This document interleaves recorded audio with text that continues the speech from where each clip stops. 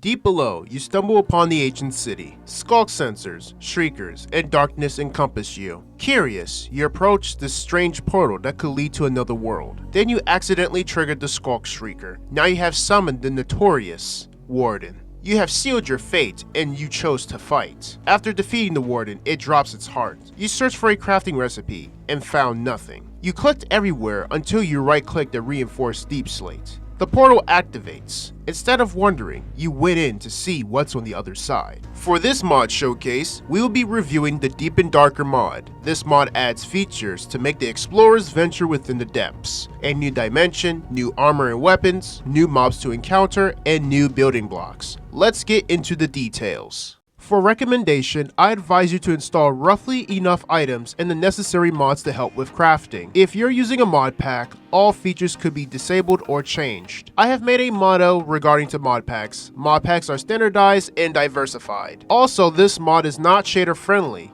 This means using shaders will make the dimension visibly darker. Anyway, the downloads will be provided below. Firstly, you need to defeat the Warden. Sounds simple and easy. You can either defeat it with long-range attacks, or you can use another mod that allows you to use special attacks. For example, you can use Better Combat or other mods to make Warden farming easier. Once you have defeated the Warden, it will drop its heart and Warden carapaces. Warden carapaces are the main ingredients in making durable weapons and gear. Meanwhile, the Warden's heart activates the portal in the ancient city. If you have enough golden apples and wearing protection for netherite gear, this process will be a lot simpler. It is required to ignite the portal with the Warden's heart. As a note, make sure you have cleared all the skulk veins off the portal, as it can prevent the portal from activating. There's a new enchantment called Skulk Smite.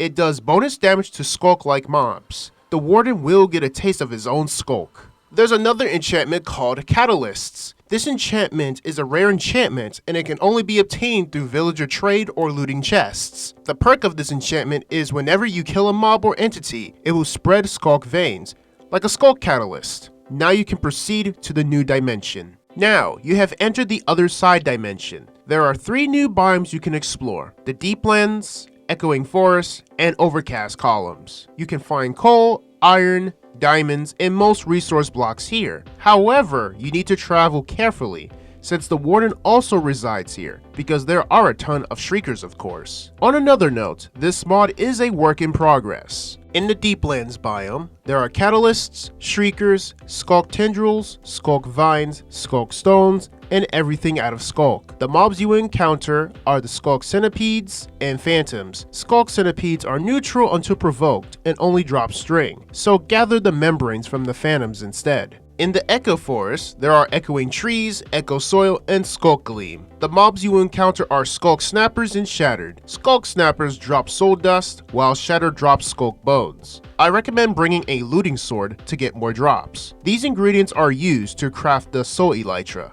Echo trees can only be grown on echo soil. Make sure to collect enough soil. In the Overcast columns, gloomy skulk, geysers, grass, cactus, crystallized amber, and other features resemble the nether. Luckily, this biome does not have any lava yet. The geysers can launch you into the air and cause fall damage. Be sure to apply feather falling or walk around it. To obtain crystallized amber, you need to collect them from these monolith-like pillars. They're not craftable at the moment. You can harvest cactus for decoration, but be mindful that the smelting recipe is a work in progress. They may add more features to the later versions. There's one feature added that I forgot to mention. You can find the ancient temple in the Deepland biome. There are various treasures and an ender chest, but be careful, the temple has a lot of shriekers. Plan your entrance before pillaging the place. There's a chance you will get a skulk transmitter. This handy device makes accessing storage easier. Just shift and right click the chest to open the inventory from anywhere.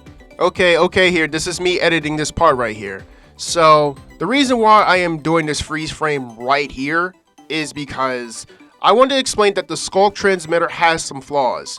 It can only work in the same dimension. So for example, when I link that skulk transmitter to that chest in the overworld, it only works anywhere in the overworld.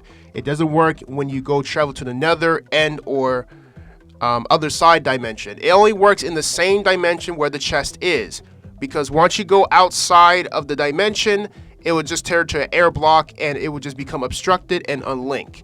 And another thing, this sculk transmitter does not link to modded chests at the moment because it still registers it as a block that cannot be linked. So if you ever try linking the sculk transmitter to a modded block or anything that's modded storage, it is not going to work. Just to let you guys know before you guys say, oh, what does the sculk transmitter do? Does it work on this and this and that? That's why I input this little session here, just to let you guys know. Anyway, let's just resume with the remainder of the video. As for ancient vases there, I advise you to listen for further instructions. Go to this section of the video to understand why I said this. Once you have collected the resources, you can return to the overworld. There are other mobs I haven't mentioned earlier. You have the Shriek Worm, Stalker, and Leech. For example, the Shriek Worm will hide in the Deepland biome under infested blocks. You must turn on particles and look at the ground to notice one. You will see little particles. That's when you know you're near one. Keep your distance since they can hit very hard at close range.